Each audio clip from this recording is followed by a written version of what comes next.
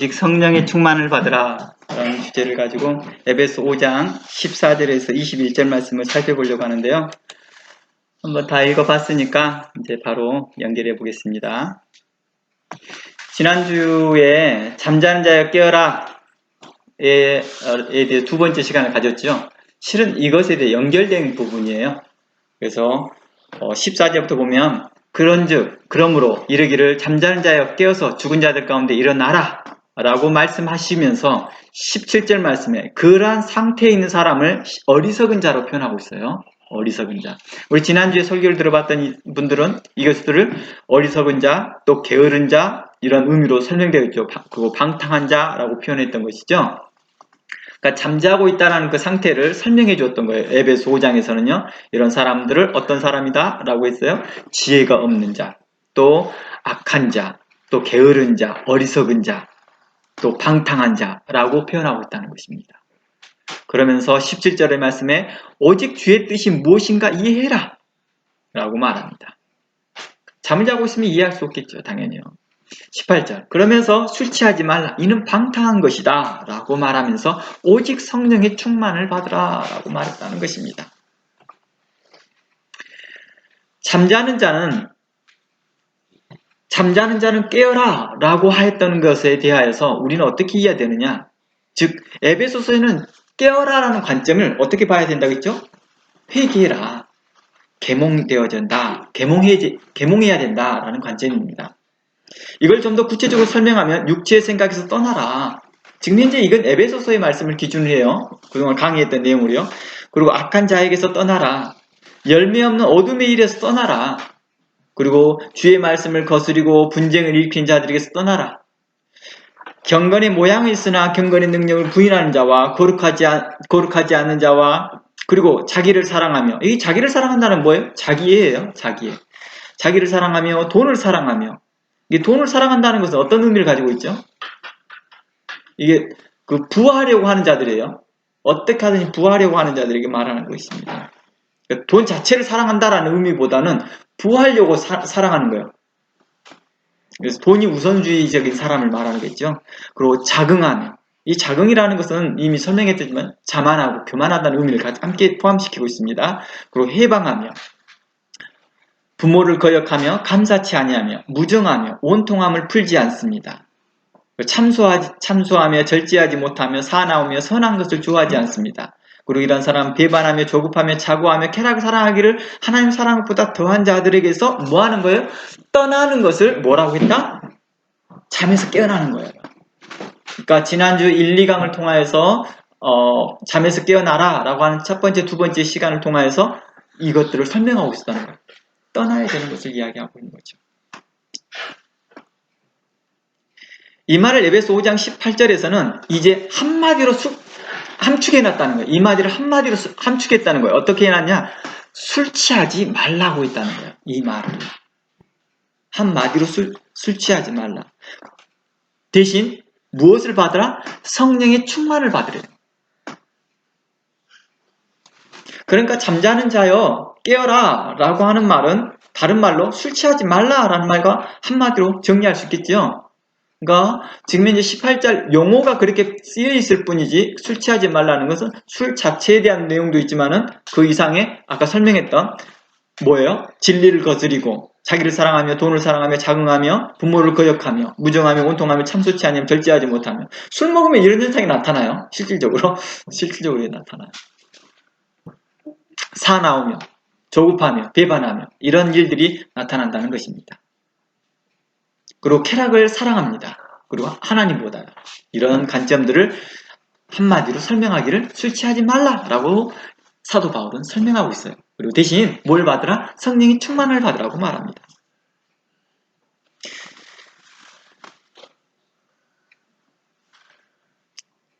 술 취하지 말라라고 표현되어져 있던 이것을 우리는 방탕한 생활을 인용함으로 인해서 바로 술이 우리에게 뭘 설명해주고 있느냐, 술이 우리에게 뭘 설명해 준 거에 대한 그 특징들을 바로 영적 상태로 설명해 준 거잖아요. 그렇죠?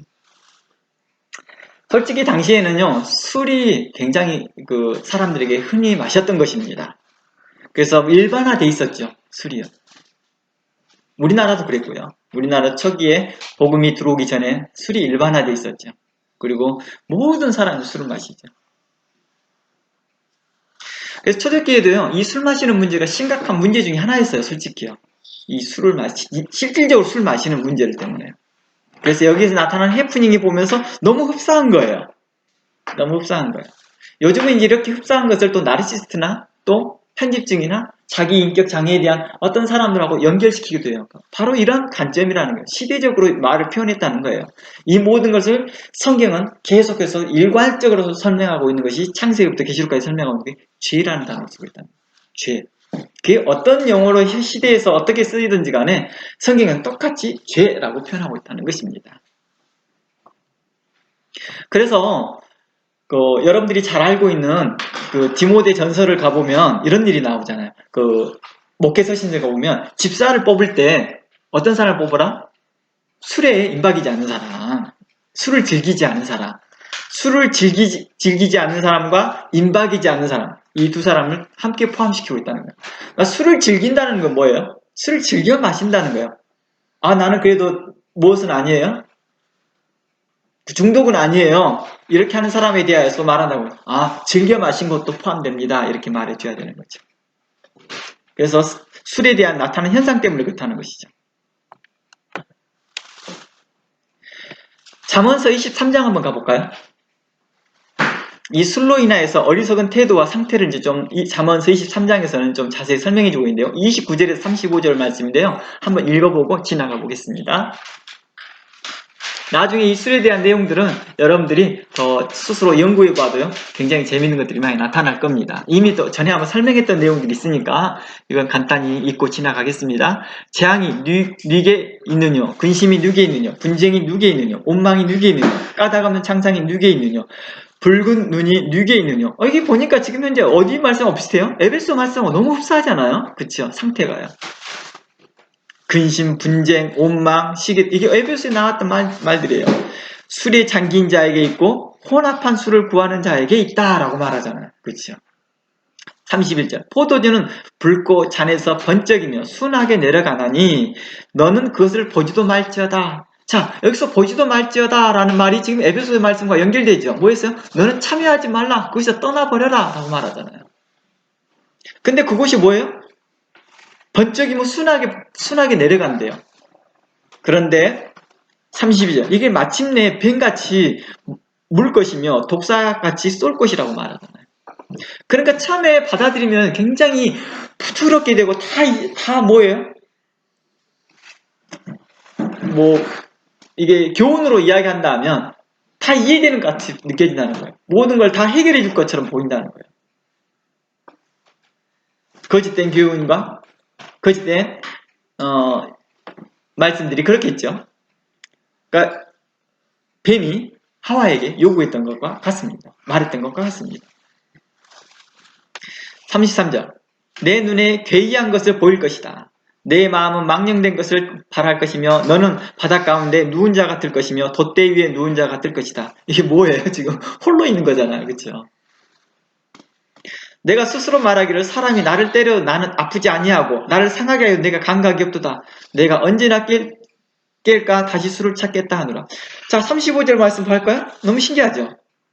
때려도 아프지 않대요. 상하여도 감각이 없대요. 그러니까 이 사람들은 뭐예요? 어떤 문제가 있어도요, 문제라고 본인 스스로 인식하지 않는 거예요. 일명 정신적 승리를 하는 거예요. 난 아무 괜찮아. 아무 일 없어. 이사야 말씀이 그렇잖아요. 머리부터 발끝까지 성한 것이 없도록 하나님께서 징계하신데도 나는 괜찮아. 나는 괜찮아. 바로 이런 사람들이 내 대하여서 뭐하라? 떠나라. 이런 사람들에 대해서 눈을 뜨라는 거예요. 이런 사람들에 대해서 깨어 일어나라는 거예요. 그래서 깨어 일어나라는 것은 죽은 자로부터 나오라는 의미로 되어져 있었죠. 그러니까 술 취함은 단순히 그 자체에만 문제 있는 것이 아니라 그것으로 인해 생활이 무절제하고 방탕하기 쉽다는 것에 더 큰 문제가 있다는 거예요. 술을 마실 거냐 말 거냐 이게 논점이 없다는 거예요. 무슨 말인지 알겠죠? 술을 절대 마시면 안 됩니다. 라고 하면 예수님도 마셨는데요. 심지어 사도 바울은 디모데에게 술 마시라고 했는데요. 이 논점이 아니라는 거예요. 그것 가지고 논쟁하고 있는 것은 뭐에 대해서? 논지에 벗어나고 있는 거예요. 성경에서 말하고 논지에 벗어나고 있는 거예요. 술로 인해서 먹음으로 해서 방탕함에 대해서 이야기하는 것이고 그 생활의 무절제함에 대해서 말하려고 하는 것이지 술 자체를 먹을 거냐 말 거냐를 이야기하고 있지 않다는 것입니다. 그리스도인들에게는 그 어떤 것도 뭐예요? 뭐가 되지 않는다는 거죠? 제재가 되지 않는다는 거예요. 자유롭다는 거예요.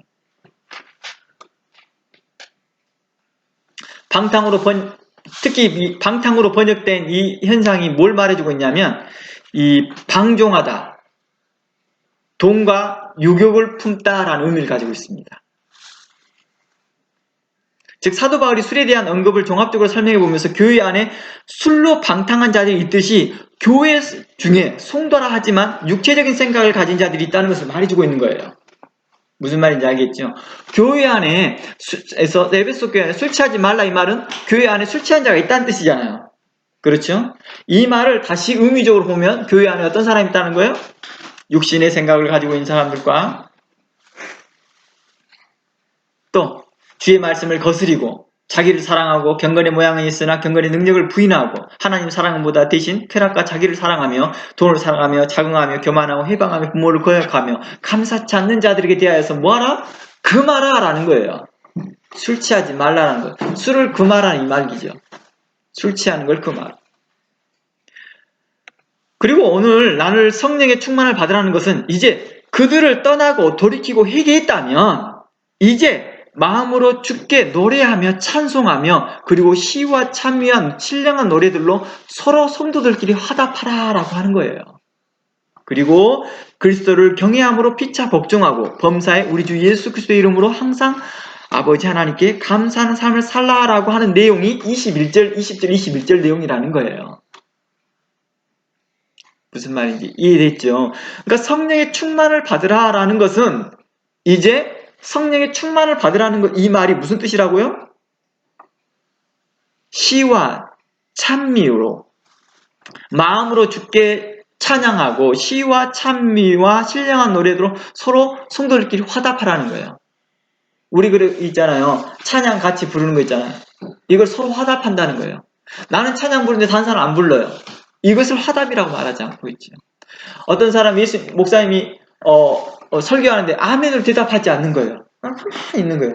그러니까 우리들도 좀 익숙하지 않지만 아멘으로 대답할 수 있는 그리고 그런 예스라고 대답할 수 있는 그런 용기들이 필요한 것이겠죠.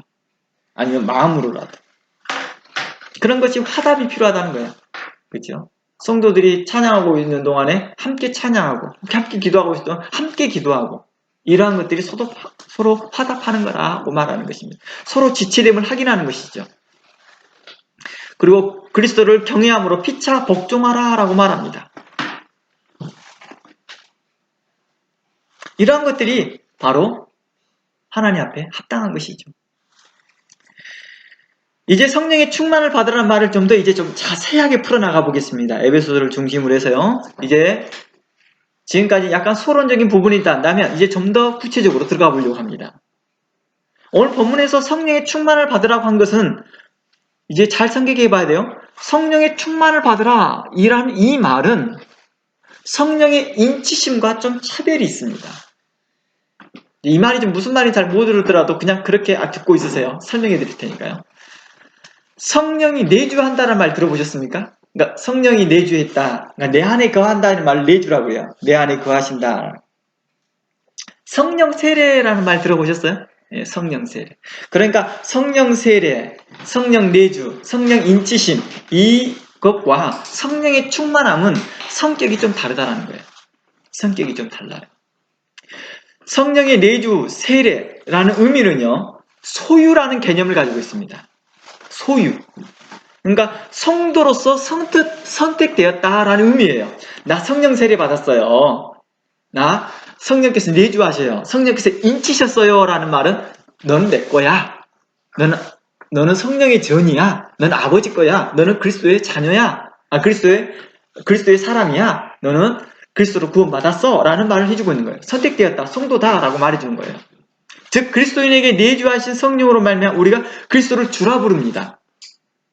그래서 로마서 8장 9절 말씀에 만일 너희 속에 하나님의 영이 거하시면 너희가 육신에 거하지 아니하고 영이 없으면 누구든지 그리스도를 주라 신할 수 없다고 말합니다.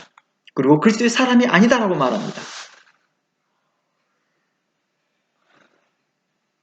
그리고 성령이 아니고서 또 우리가 하나님을 주라, 그리스도를 주라 신할 수 없는 것들처럼 우리가 현재 서로 화답합니다. 어떻게요? 그리스도는 하나님이시요, 그리스도는 우리 주요, 만왕의 왕이십니다라고 서로 화답하고 있다는 그 자체가 뭘 의미하고 있는 거예요? 우리가 성령에 함께 있다는 거예요. 성령이 인치심을 받았다라는 뜻을 말해주고 있는 거죠. 에베소서의 말씀에서도 우리에게 이렇게 말하잖아요. 너희가 성령의 인치심을 받았다. 그러니 성령을 근심케 하지 말아라. 이렇게 말하고 있잖아요. 그러니까 너가 지금 하나님의 소유야. 너는 하나님의 성전인 것과 하나님의 성령이 너 안에 거인 걸 알지 못하느냐라고 했던 고린도전서의 말씀처럼 우리가 하나님의 소유되었다. 이걸 이야기해 주는 거예요. 그에 반해 성령의 충만은 성도의 삶 속에서 나타나는 능력인 거예요. 성령의 충만을 받았다라고 하는 것은 우리 성도들의 삶 속에서 나타나는 능력을 말하는 것이죠. 그러니까 성령이 떠났다 들어왔다 이런 뜻이 아니에요. 성령은 항상 우리가 내주하고 계셔요. 우리가 하나님의 성령이 저희라는 걸 계속 말해줘. 한번 인쳤다고 말하잖아요. 지금 현재 에베소 성도들이 그러잖아. 너 하나님의 인치심 받은 자야. 근데 왜 너 그딴 식으로 행동해? 성도를 합당히 행동해. 합당하게 행동하지 않는데도 인치심은 여전히 유효하다는 거예요. 무슨 말이냐? 소유됐다는 거예요. 한번 선택되었다는 거예요. 그래서 한번 하나님의 그 선택감에 후회하심이 없어요. 근데 문제는 이걸 성령의 충만을 받을 거냐 말 거냐의 문제는 차후의 문제라는 것이죠. 그 예를 들어 드릴게요. 사도행전 6장 3절 가보면 이런 일이, 이제 사도행전 6장을 가보면 이런 일이 나와요. 이제 일곱 집사를 뽑잖아요. 일곱 집사를 뽑잖아요. 그런데요, 이곳에서 사도행전 6장 1절부터 자세히 읽어봐 볼까요? 사도행전 6장 1절부터 봐볼게요. 재밌는 표현이 나와요. 그때 제자가 더 많아져서 라고 했죠. 제자들이 많아졌다고 그랬어요. 그리고 2절 12사도가 모든 제자를 불렀다고 그래요. 여기서 제자라는 건 누구예요? 제자들은 성령의 인치심을 받은 자들이잖아요. 그렇죠? 오순절을 경험했던 사람들이라는 거예요. 오순절 사건을, 성령의 충만한 사건을 경험했던 사람들이에요. 성령의 인치심을 경험했던 사람들이라는 거예요. 근데 이 사람들이 누구라고 불렸다고요? 제자라고 불렀다고요. 그런데 이 제자들 중에 3절 말씀에 뭐래요? 형제들아, 너희 제자들 가운데, 우리 제자들 가운데에서 성령과 지혜가 충만한 사람을 뽑으라 하잖아요. 이해됐죠? 그러니까 이미 사도들의 제자이면 어느 정도 수준이 높은 사람인데 그들 중에서 뽑는 거예요. 그냥 경력됐다고 집사 뽑고 뭐 한다고 집사 뽑고 하는 게 아니라는 거예요. 그러니까 우리들 중에서 지혜와 성령이 충만한 사람을 뽑는 거죠. 그러면 어떤 사람이 성령이 충만한 사람인가를 찾아볼 수 있는 것들을 우리가 확인해 봐야 되겠죠. 그런 사람들을 교회에서 뽑아야 되잖아요. 그냥 이 사람이 집사직으로 주면 되겠다 어쩌다 해서 주는 것이 아니라 좀 그런 부분들에서 오늘날 교회가 좀 더 신중했으면 좋겠다라는 생각은 들어요.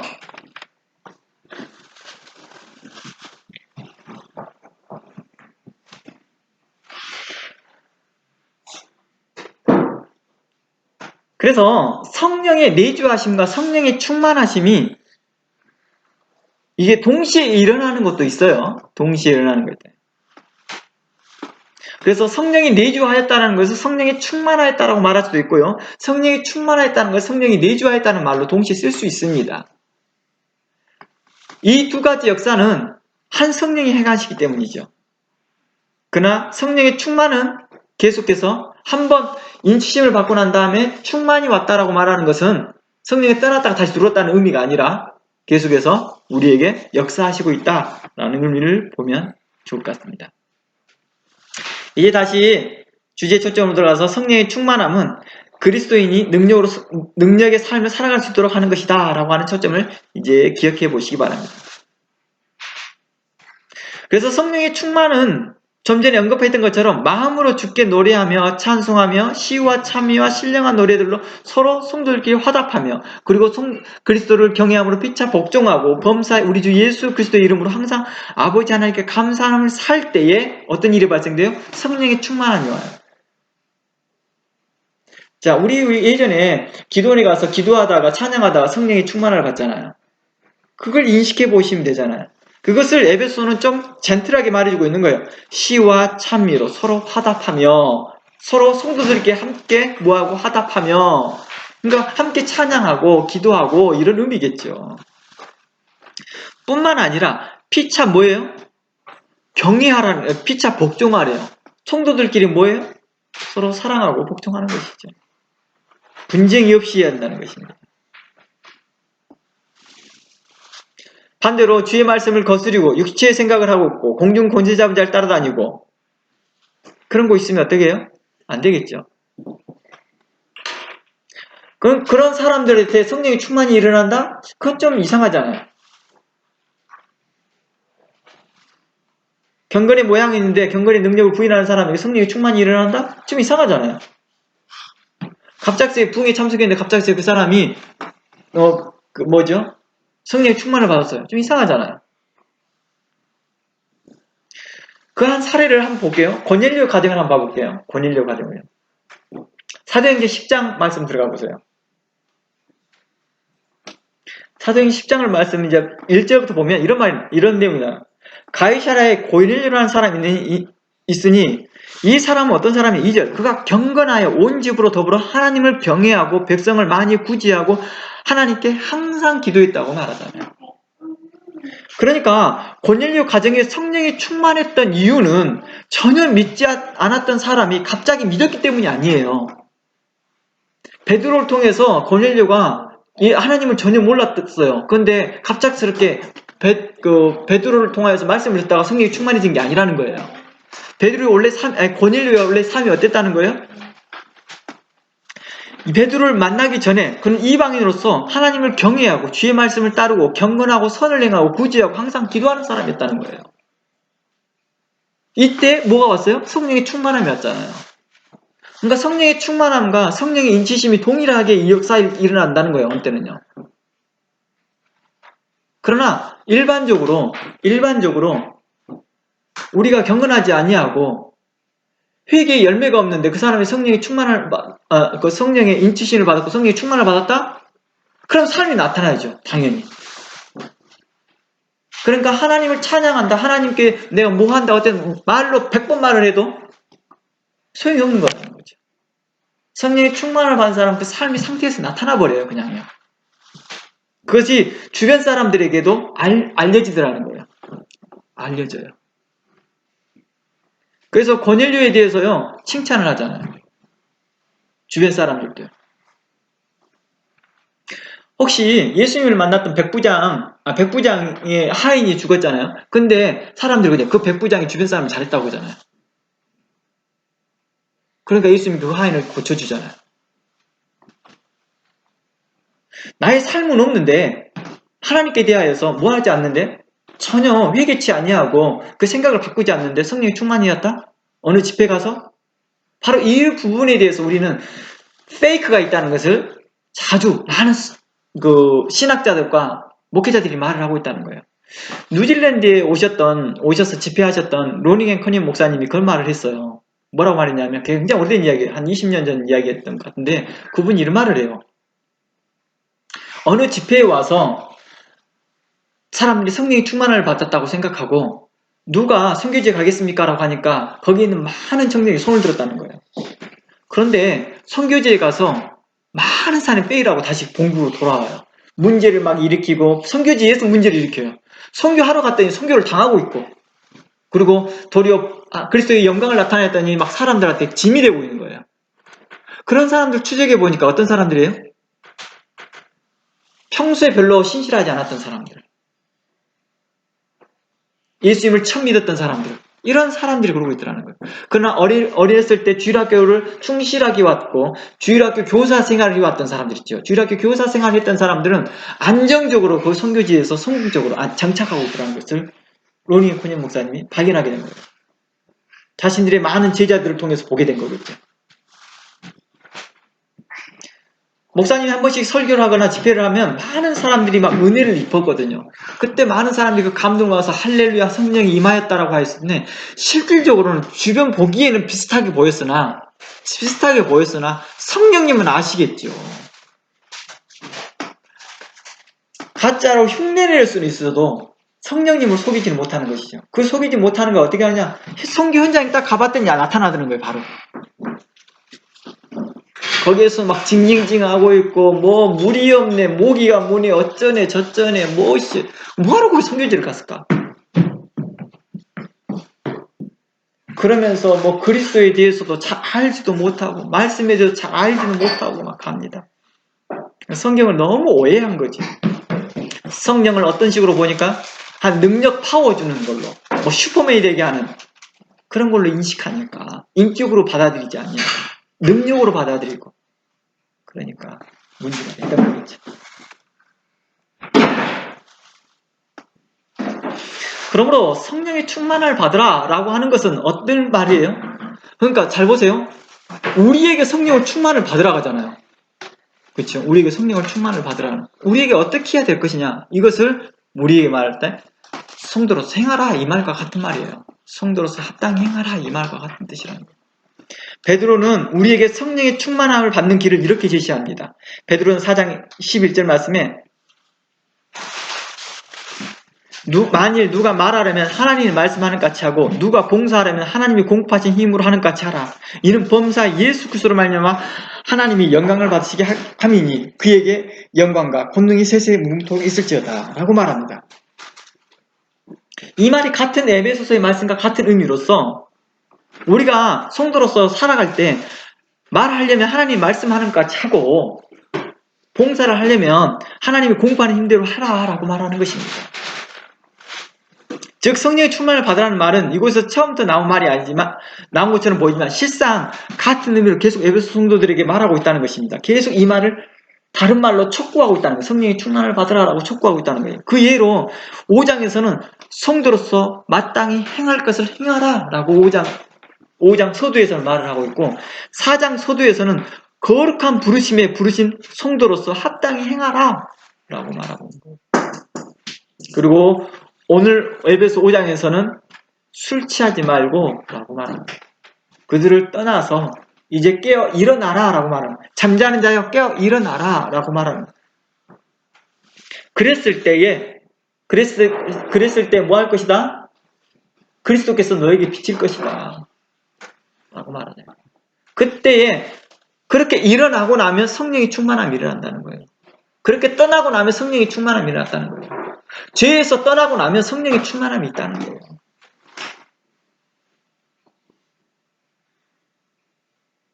회개했는데 그 동시에 회개하는 동시에 바로 성령의 충만함이 일어나는 경우도 있지만 회개의 삶을 살고 있을 때 성령의 충만함을 받는 것이 일반적인 사례였다는 거예요. 가장 많은 사례였다는 거예요.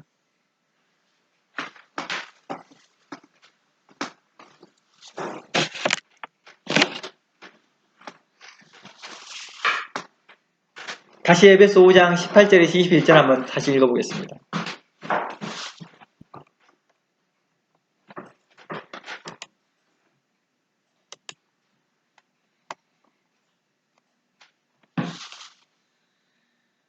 오늘 에베소 5장 18절에서 21절 말씀에서 술 취하지 말라 이는 방탕의 오직 성령의 충만을 받으라 라는 이 내용을 좀 더 어떤 것이 성령의 충만을 받은 것에 대해서 19절에서 21절 말씀을 이야기하고 있다는 초점에서 다시 읽어보시기 바랍니다. 성령의 충만을 받아야 될 수 있는 조건, 그 길을 제시하고 있는 것은 시와 찬미와 신령한 노래로 서로 화답하며 너의 마음으로 주께 노래하며 찬송하며 원래 이렇게 말하면 좋겠죠. 너희는 마음과 성품과 힘을 다하여 주님께 찬양하고 경배하고 노래하며 찬양하며 이 말이 되겠죠. 그리고 시와 찬미와 신령한 노래들로 서로 성도들께 화답하며 라고 나와 있죠. 여기서 말하는 시는 뭐예요? 고백인 거예요. 이 시편이 뭐예요? 하나님께 신앙 고백이잖아요, 다. 이런 신앙 고백이라는 거예요. 간증이라는 거예요, 간증. 여러분의 삶의 간증, 이 간증과 쉐어링, 나눔, 찬미, 찬양, 경배, 신령한 노래로 서로 화답해라. 성도들끼리 서로 하라는 거예요. 이렇게. 너희들은 몰라. 나만 하나님의 것을 알고 있어. 라고 하는 것이 아니라는 거예요. 서로 나누는 것이죠. 그 서로 화답하는 것입니다. 아멘. 정말 감사하네요. 할렐루야. 이런 일들이 나타나는 것이죠. 우리 가운데. 그리고 범사에 뭐 하라는 거예요? 우리 주 예수 그리스도로 이름으로 항상 하나님 아버지께 감사하는 삶을 살아가는 거예요. 욥을 보세요. 그 어려운 환경에서도요. 그는 감사합니다. 제가 페이스북을 읽어보신 분들은 그 내용이 나와 있어요. 설명해놨거든요. 그는 이러한 상황에서 제일 먼저 감사합니다. 주신 이도 하나님이요. 취하신 이도 하나님이시다. 그러니 내가 입술로 내가 범죄치 아니하겠다. 내가 마음으로 범죄치 아니하겠다. 그때 성령의 충만이 일어난다는 거예요. 그리고 그리스도를 경외함으로 피차 복종하래요. 그리스도를 경외함으로 피차 복종하라는 것은 고린도전서에서 이렇게 말해요. 남을 나보다 낫게 여기는 것입니다. 이것을 다른 말로 성경에서는 겸손이라고 표현해요. 거만하지 아니한 것입니다. 오만하지 않는 것입니다. 자만하지 않는 것입니다. 겸손하고 온유하며 선을 행하며 친절한 것을 말하고 있는 것이죠. 이것을 복종이라는 단어에 쓰고 한마디에 포함시켰다고 보면 될 것입니다. 그러니까 에베소의 전체에서 이야기하는 것이 지금 현재 점점 가면 갈수록 4장, 5장 내려가기 시작하면서 조금씩 단어를 합축해주고 있다는 거예요. 이미 앞에 설명해줬으니까 함축해서 설명하고 있다는 거예요. 함축해서. 그래서 그리스도인들은 서로 존경하고 섬겨야 된다. 서로 마음으로 상호 복종해야 한다는 것입니다. 이것이 그리스도의 뜻에 대한 그리스도의 순종을 의미하고 있다라고 말하는 것입니다. 바로 이러한 의미에서 그리스도께 내가 순종하고 있습니까? 그렇다면 형제들과의 서로 복종하십시오. 순종하십시오. 마음으로 다하여 서로 뭐하라? 섬기십시오. 이 말인 거예요. 그것이 곧 내가 그리스도를 섬기고 있다라고 표현하는 것입니다. 그래서 내 형제에게 한 것이 곧 내게 하는 것이다. 선지자를 영접하는 것은 곧 선지자의 상을 받는 것이다. 너희를 영접하는 것은 곧 나를 영접하는 것이다 라고 주님께서 이야기하며 제자들을 파송할 때 이렇게 말을 합니다. 예수님께서는 가난한 자들에게 굶는 자에게 무한가를 소자에게 주었던 것을 곧 내게 한 것이었다. 그러나 내 형제에 대하여서 예수를 믿는 자들에게서 성도들에게서 핍박하고 좋지 않는 말을 험담하고 있는 사람들에 대해서 이렇게 말합니다. 그리스도를 핍박하였다라고 말한다는 것입니다. 그러므로 우리가 하나님의 성령의 인치심 받는 자이므로 그러므로 너희는 성령의 인도하심을 따라 성도로 합당히 행하라 라는 말을 다른 말로 술 취하지 말라. 이는 방탕한 것이니 오직 성령의 충만을 받으라 라고 말해준 것이었다는 것입니다. 그러므로 우리가 성령의 충만을 받기 위해서는 뭐예요? 목사님이 와서 불 받아라! 라고 해서 불 받아지는 것이 아니라 우리가 이런 삶을 살았을 때에 아멘하고 받는 거라는 거예요. 이런 삶을 살았던 사람에게 어느 목사님이 불 받아라 했을 때 아멘 했다 하면 받아지는 거겠죠. 근데 그런 사람을 살아내놓고 불 받아라 했더니 막 그거에 대해서 어느 능력 하나 받아보려고 막 그것은 뭐가 똑같아요? 주술하는 것과 똑같은 거예요. 그렇게 하는 또 목사님도 그 자체가 주술이죠.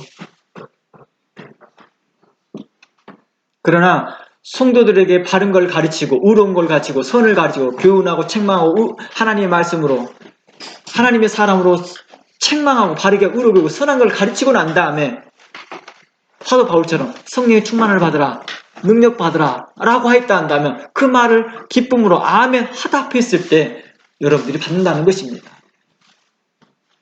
이것을 성경은 우리에게 말하고 있는 것입니다. 우리 가운데 마음에 하나님의 말씀을 받을 때 아멘으로 답할 수 있는 그런 용기들, 힘, 그런 자세들이 우리 가운데 필요합니다.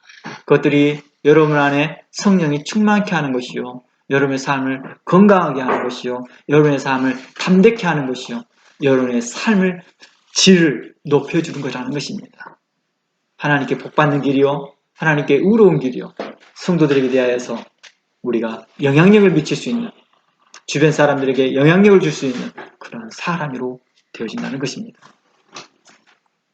그러나 능력받기 위해서 우리가 하고 있다 한다면 이건 기복적인 신앙이요. 외식된 신앙이요. 거짓된 신앙이요. 하나님은 그 일에 대하여서 기뻐하지 않으시며 결국 원데이 어느 날인가 들춰나버린다는 거예요. 밝혀진다는 거예요. 그러므로 우리는 하나님 앞에 신실하면서 하나님 말씀 안에서 우리에게 성령이 충만한 일까지 기다리면서 하나님 앞에 경건하고 고넬료처럼 주변 사람을 돌보기도 하고요.